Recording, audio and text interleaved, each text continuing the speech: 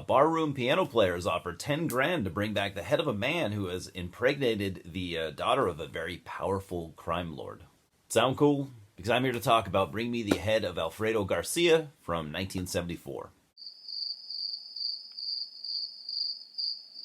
So I'm still really enjoying my kind of quest for, great 70s films. As I've said before, I was born in 1982, and I've had a very deep love for film since I was very, very, very young. But as a kid, I spent most of my time kind of watching current stuff, with a few exceptions, of course. Star Trek, Star Wars, a few others. So as a man in his 40s now, I'm really enjoying kind of digging backwards into the 70s especially. And I've been realizing that there are many, many great gems from this era, and I appreciate all of your recommendations so far. I've even picked up a few of them. And this film was directed by Sam Peckinpah, a name that I was not previously familiar with, but I've been kind of increasingly fascinated with his work so far. He kind of helped keep Western films alive in the 60s and 70s, and added his own kind of visceral and violent personal touch with cult classics like 1969's The Wild Bunch and 1970's The Ballad of Cable Hogue. Bring Me the Head of Alfredo Garcia is set in present time, 70s, but is still very much a gritty and violent Western film, much like, what Quentin Tarantino would do decades later. It stars Warren Oates and Isela Vega as the two leads, and I'll say right now that these two performances are quite amazing, and for me, the highlights of the film. The beginning shows a pregnant teenager kind of lying down by a river somewhere in rural Mexico. She's summoned by her father via two armed and very serious-looking men. And you don't know who she is just yet, but you get the feeling that she is someone important and that her father is clearly very powerful. When she arrives, her father asks who the father of her child is, and she refuses to tell him.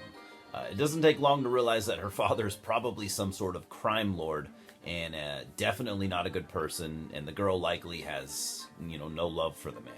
She is abused by her father's men until she tells him that the father of her child is a man named Alfredo Garcia, who was one of her father's closest men and was actually chosen to be his successor.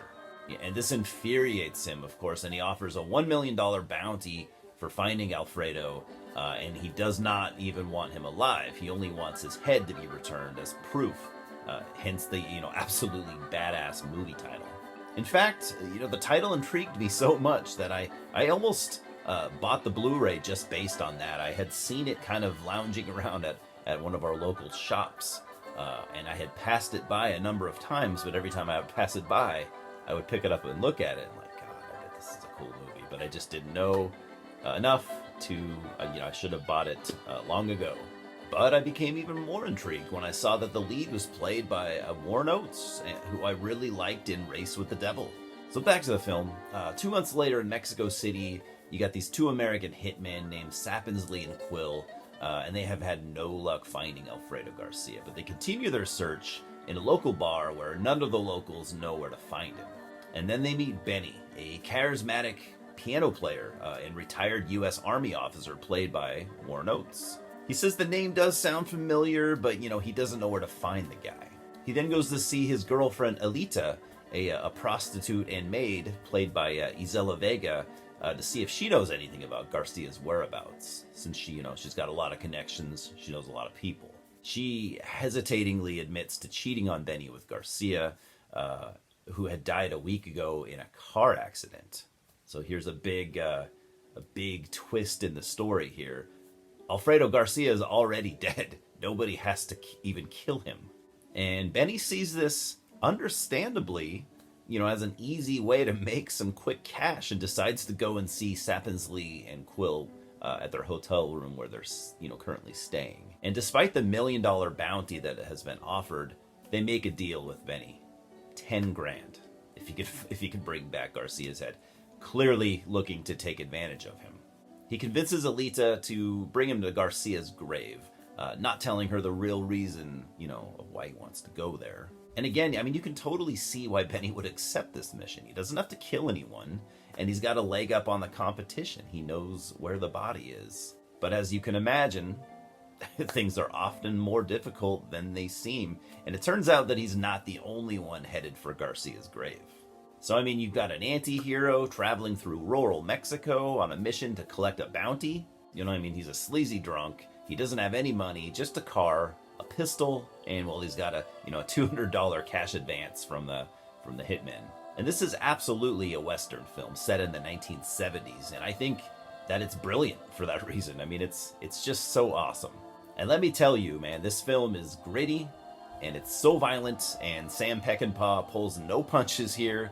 He does not play it safe, and he is, in my opinion, a fucking true artist for doing so. He filmed this in Mexico City with an almost entirely Mexican crew, and he spent much time searching for the right bar location to be Benny's workplace.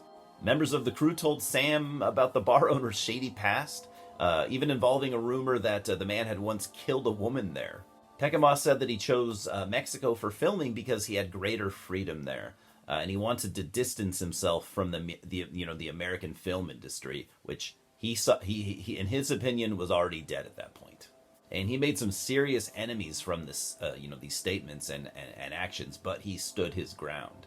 Most critics at the time, they seemed to hate this film, but Roger Ebert gave it a rare 4 stars and a beautifully constructed review. I highly recommend you go check it out. It is a clear example of why Roger Ebert, had the fame and notoriety that he did. A lot of it was well deserved.